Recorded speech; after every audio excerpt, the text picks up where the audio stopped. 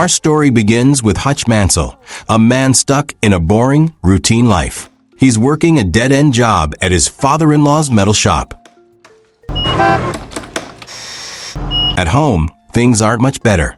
His wife, Becca, is doing great in her career, while Hutch feels invisible. Their marriage feels cold.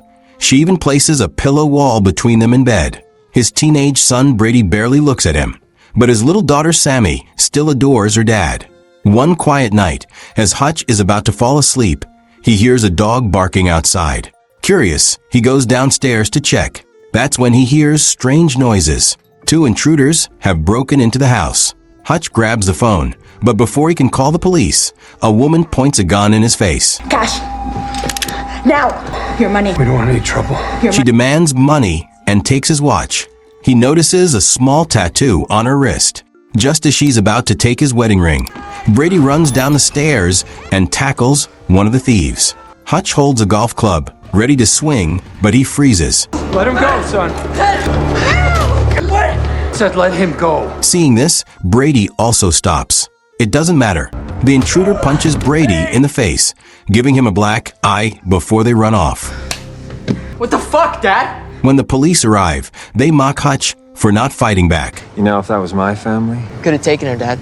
He feels ashamed. His family is disappointed. He ends up sleeping on the couch, with only little Sammy to comfort him, talking about wanting a kitten. The next morning is just like any other. Hutch misses the garbage truck again. Come on! Brady asks to interview him for a school project about veterans, but Hutch says he's just an auditor, a nobody. Becca suggests Brady talk to his uncle instead. What about your Uncle Charlie? He was a real soldier. I didn't mean. No, your mom's right. Hutch mentions his grandfather, who actually fought in a war.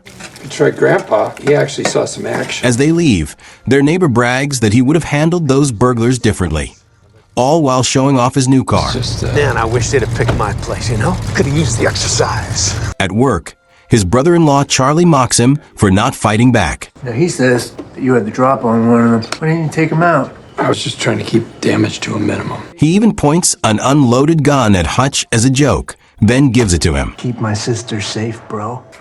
Hutch hides the gun in the fridge. Later, his father-in-law Eddie offers to sell him the business, but can't understand why Hutch would even want it. You really want to get rid of me and Charlie that bad? Guess I just want something that's mine, you know? After Eddie leaves, Hutch locks his office door and takes out a hidden radio. He contacts his brother Harry, who's supposed to be dead, but Harry answers. That's when we learn the truth. Hutch used to be a top government agent, nicknamed the Cleaner. He handled dangerous missions and never left survivors. Harry asks why Hutch didn't fight the burglars. Hutch explains he noticed the robbers were desperate, and their guns weren't loaded. That night, Hutch visits his father in a nursing home. His dad asks if he remembers the old days. When Hutch gets home, he joins the family for dinner. Brady still won't talk to him. But then little Sammy says her kitty bracelet was missing from the bowl of stolen cash. That small detail flips a switch inside Hutch. He goes back to the nursing home and digs through a box in his father's closet. Inside, his father's old FBI badge and a gun. His father instantly knows what Hutch is planning to do. There's this thing I gotta do. Then you best go do it. Hutch hits every tattoo shop in town looking for the woman with the wrist tattoo. At the last place, he flashes his badge, but they laugh at him. I'm looking That's old. What? Your ID is a badge, expired by about 20 years. The owner of the shop tries to intimidate him, while Hutch flashes cash for information. That changes when an old man sees Hutch's tattoo. Thank you for your service. And runs off in fear, locking the door behind him. Suddenly, the shop owner's attitude shifts. How can I help you? Now, with the address in hand, Hutch finds the burglars. He punches the man and holds a gun to his head. He demands his watch and Sammy's bracelet. They give him the watch, but say they don't know anything about the bracelet. As Hutch is about to shoot, he sees a baby in the corner, sick, wearing an oxygen mask. That moment softens him. He walks away, his anger still burning, but his trigger finger, Hutch loses it completely, repeatedly punching the wall. He jumps on a bus to clear his head, but trouble's not done with him yet. A car pulls up alongside, and 5 thugs force the bus to stop. There's a young girl sitting alone, and you can see the fear in the female driver's eyes as she's forced to open the door. These guys start throwing their weight around, playing the intimidation game with the passengers. Hutch is just chilling in the back, watching it all go down. But when these punks circle the girl, something clicks. He stands up, cuts right through their little pack like they're not even there. Cool as ice, he tells the driver to step out, locks up the doors, and turns to face these idiots. Right in front of them, he empties his gun, bullets hitting the floor one by one. He throws out some threats, and these guys, they think it's hilarious. Hutch, already a powder keg of frustration, just explodes. He goes absolutely ballistic on these guys, taking a few hits, but dealing out way more than he's getting. He's about to wrap things up when this kid, Teddy, thinks he's clever, grabbing the gun Hutch ditched, loading it up, and try to get the drop on him. Bad move. Hutch crushes his throat with a pole, causing him to choke. Then, in a weird twist, Hutch actually saves the kid's life, MacGyver style, with a straw to help him breathe.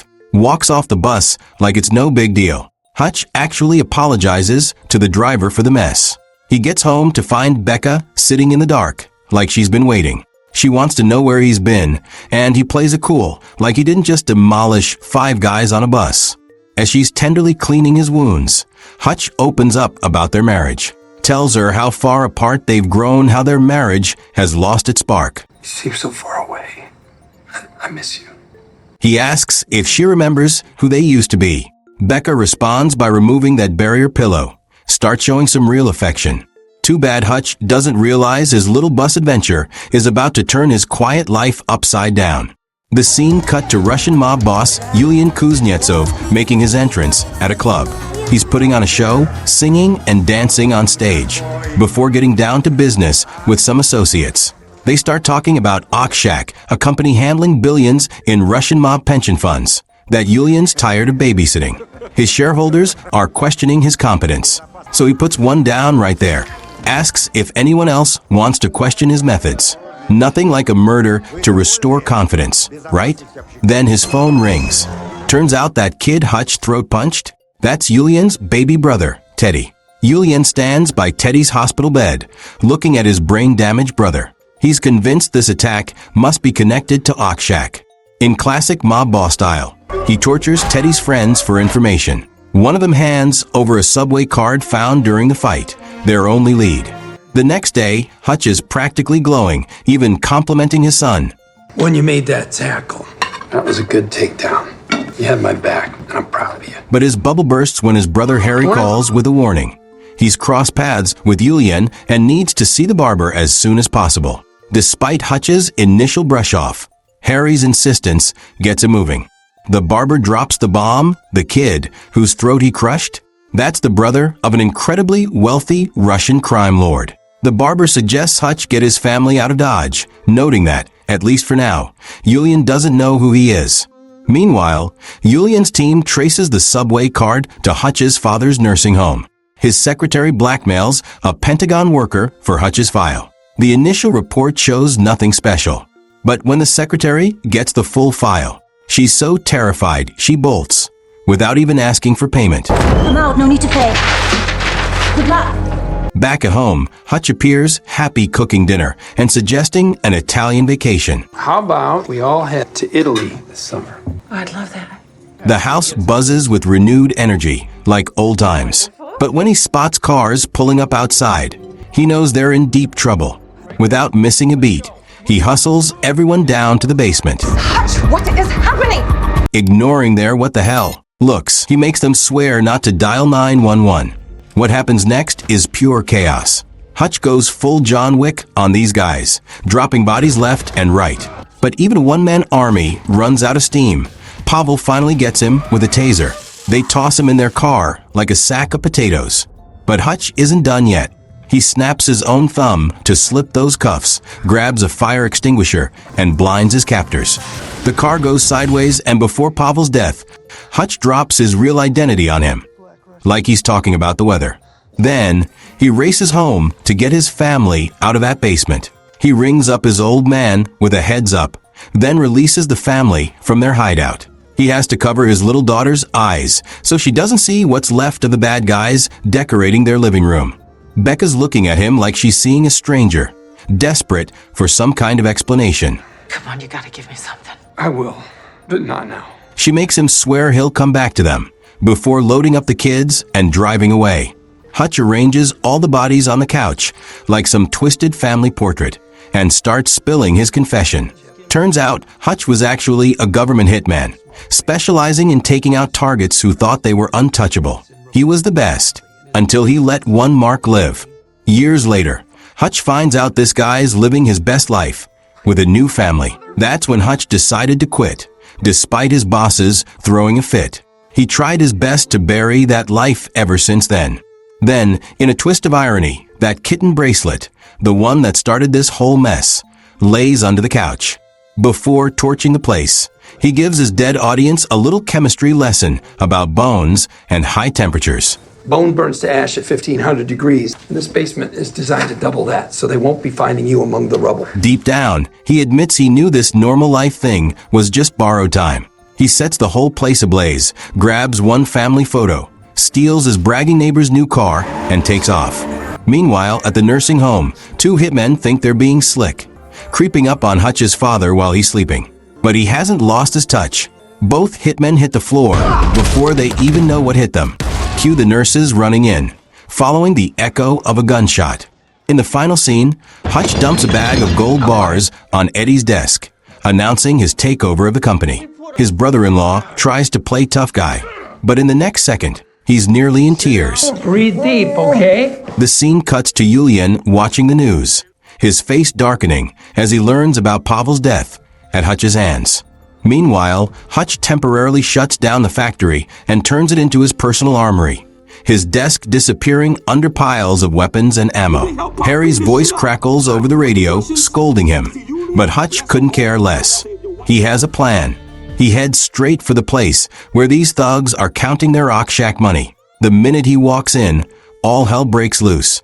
In the middle of the chaos, he grabs a Van Gogh painting before turning the place into an inferno, watching as Julian's fancy art collection and mountains of money go up in smoke. Fresh off his demolition job, Hutch rolls up to Julian's club while he's enjoying a meal. Julian's got his goons all around him, but Hutch has an ace in the hole, a bomb under a napkin, with the detonator right in his palm. The threat works. Everyone backs away as Julian sits across from Hutch.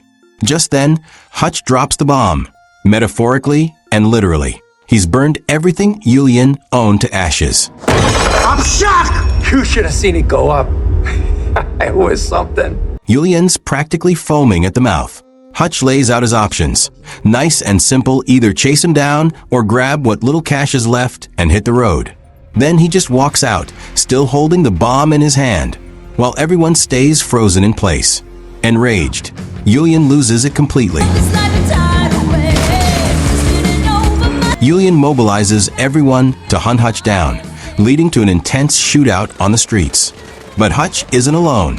His father, David, tired of nursing home monotony, and his brother, Harry, join the fight. These guys are old pros, setting up traps that would make home a lone-look amateur.